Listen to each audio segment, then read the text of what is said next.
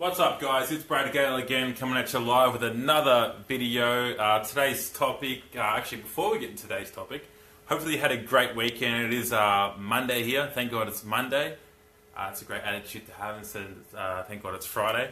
Definitely try and be positive every day you get, and be grateful waking up having a fresh breath of air, and a new lease on life. That's what I always try and do. That's why I am happy on a Monday. We had a great day here in Melbourne. We had sunshine, blue sky. And look, what have you got up to on the weekend? Hopefully it was fulfilling. Hopefully you tried something new. And hopefully you push yourself out of your comfort zone, which is the topic for today. I think I wrote it up there. What was it? Oh, yeah. So, comfort zones and why they need to be broken is the topic today. A bit about me. My name's Brad Gale. So I used to be in construction myself, 80 hours a week doing that sort of stuff. I'm sure you heard it before. But the first initial time I broke out of my comfort zone was when I went from construction. I was in there for about 6 to 8 years from there. And then went from construction, building houses, that's all I knew, into door knocking. Strange, right? Knocking doors. Doing sales door to door. And I'll tell you a little bit about a story about that. I was just sick and tired of being sick and tired in construction. I was fed up with it. My back was breaking. I didn't want to end up like all the other tradesmen on construction site, old, withered, annoyed at the world because they've been working in the elements their whole life, and then just pissed off basically because they're still working at 50 years old. Now, I see my future. I didn't want that, so I flipped it. I went to door knocking pretty much overnight, the next day. Rang up. They were surprised I rang up that I wanted the job because no one wants to do door knocking. No one likes door knockers. But I did it, and it was commission only, so I didn't get a base salary or an hourly wage.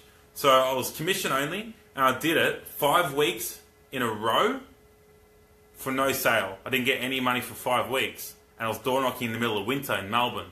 If you are a Melburnian, or if you know what Melbourne's like, it's not really a great winter here. It's windy, it's cold, it's rainy.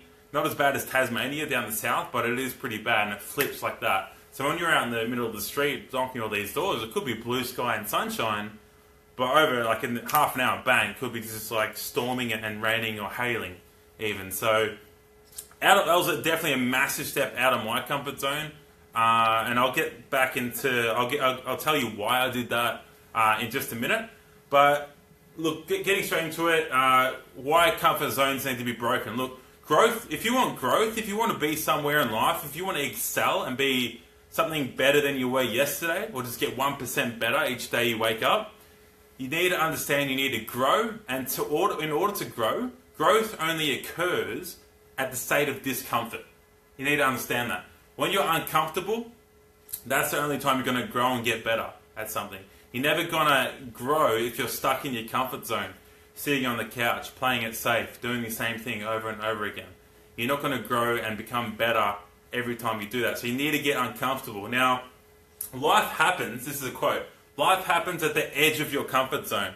So you can push your way all the way to the comfort zone as much as you want until you tip over that edge, try something new, do something drastic like I did, going from construction to door knocking. I don't do it now, thank God. But I did my fair, I think 12 to 18 months in door knocking.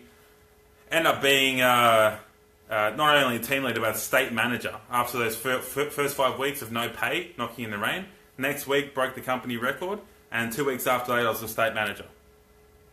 Go figure, right? It's never quit, and always just keep pressing and pressing, understanding that you will grow through that uncomfortable phase, even though if you don't see it straight away, you will continually grow. Now, life begins at the edge of your comfort zone. Now, there's 4 growth rings that we need to understand. There's 4 of them.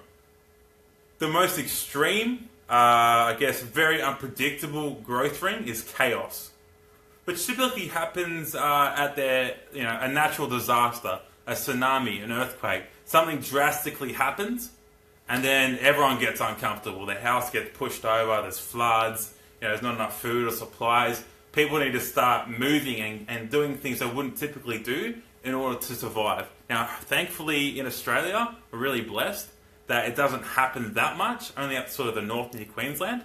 But chaos is the top growth ring there. The second one down is the complexity ring, which is the most important growth ring that you need to understand. I will go into a bit more detail in just a minute. We've got the third one, which is order. So typically in the order growth ring, you're looking at like an office job, a 9 to 5 typical job where you rock up, you understand, when your lunch break is, when you're allowed to go to the toilet, what you have to do during the day. If I do this and this and this, I'm going to get paid this amount. It's just a real sort of mundane environment.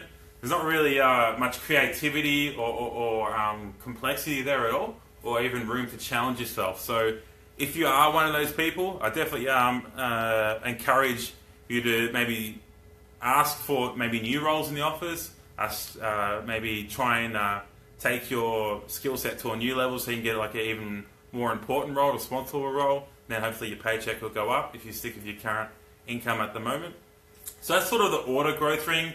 And the bottom one, the bottom rung, you could probably guess it, it is the stagnation growth ring. So basically if you're a low life, unemployed, don't want anything in life, happy sitting at home, smoking a bong, watching Rick and Morty, whatever you want to do, no judgment if you do. But I guess you can understand the humour there. So if you're just watching cartoons, eating Cheetos, not really doing much, it's a bit stereotypical. It's just probably what I've learned from American movies. I don't really do that, but you can understand stagnation. They're not really challenged or pushing themselves out of their comfort zone to be able to grow or expand their palate, or even be able to become better each day as a person.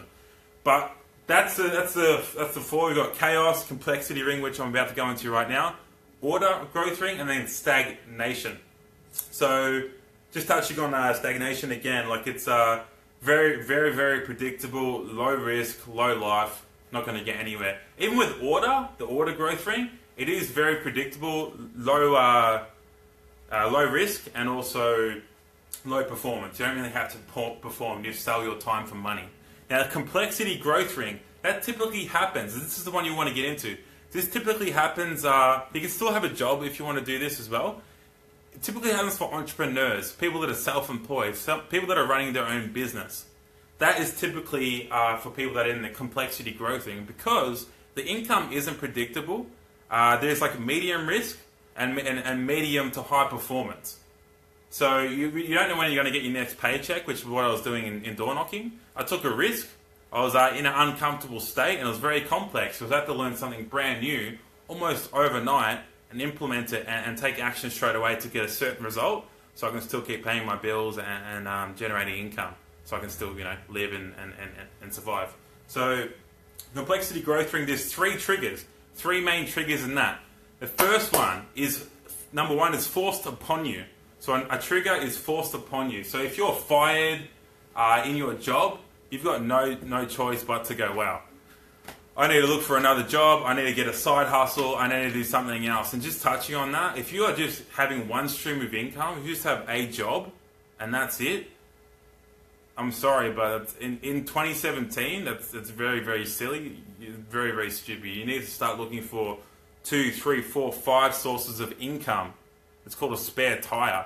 A car has its 4 tires. If something goes wrong, meaning in your job, it's always got a spare tire, a backup, because we all have residual bills, right? It would make sense to have another stream of income to pay those residual bills, because they keep coming in whether you like it or not. It'd be good to have income coming in whether you like it or not. Passive residual income. So that's something you can do on the side. That's what I personally do, and it's definitely helped a lot in my life and a lot of people that I know. But forced upon you. So if you are fired overnight, made redundant, company shut down, it happens all the time. You are forced to get uncomfortable. A lot of people go to Uber because they go, oh wow, what can I do? Maybe I'll just drive in my own car, welcome a stranger in there, and drive them around the town. I'm sure at the start that was uncomfortable. Now they do it second nature. So forced upon you. Number 2 is someone can help you trigger that complexity growth ring. Now it could be a teacher, a coach, your parents. Meaning your parents, hey listen, little Johnny, you're 25, you need to move out now. You need to become a man, you need to grow up. So that could get you uncomfortable. You got to start maybe living with other people. You got to start renting and take ownership and move out of your house, or you might buy a house if you've been saving money since you've been living at home. A coach is always pressing and stretching you to if it's like a fitness coach and you want to grow muscles and become fitter and stuff like that, they're always pressing and pushing you to make you uncomfortable. So next time you do it, it gets easier and easier, and then you're going to grow and excel next time you do it. It's like it might do 10 push-ups for a week, and next time they make you do 15 push-ups each time. So you're doing 10, and like that starts really uncomfortable, and then it starts getting easier and easier. But the next week they make you do 15, because if you're not getting uncomfortable, if you're not pushing yourself, you're not growing. And remember, growth only happens when you start to get uncomfortable, and life begins at the edge of your comfort zone. So always have that in your mind. Now that's the number 2. Number 3, and this is the one I did when I shifted my career to past career now, but I'm always triggering it myself. The third complexity growth ring trigger is trigger it yourself. So what you want to be doing is pushing yourself on a daily basis to get out there, get uncomfortable, be the first one on the dance floor.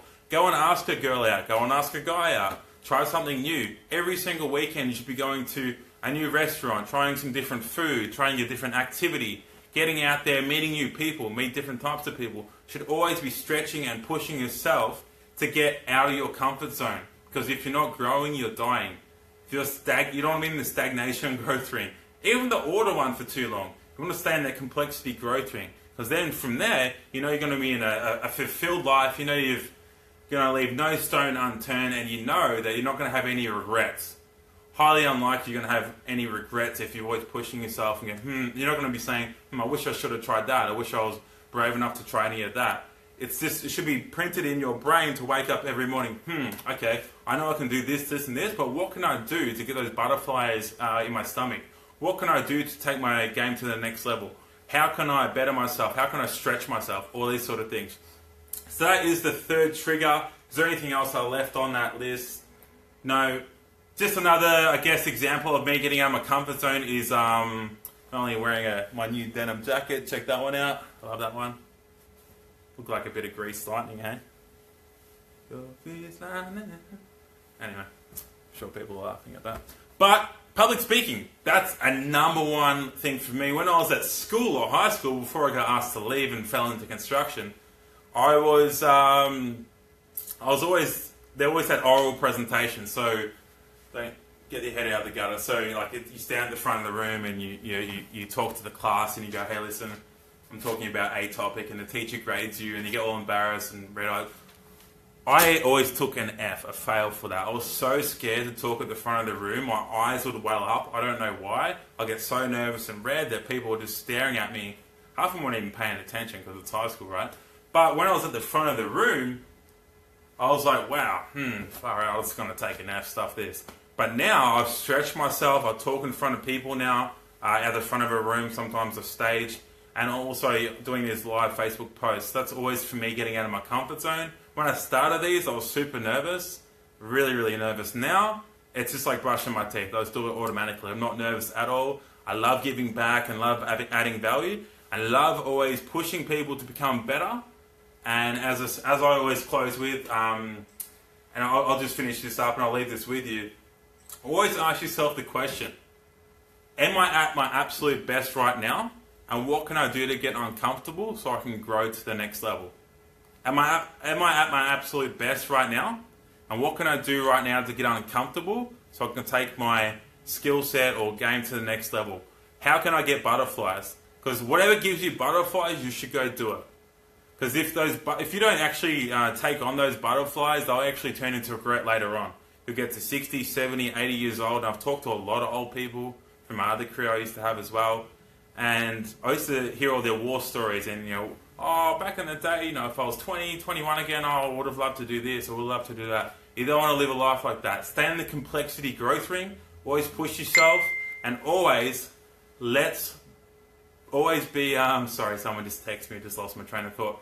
Let's always strive and grow and to be the absolute best version of ourselves. I'll catch you next time.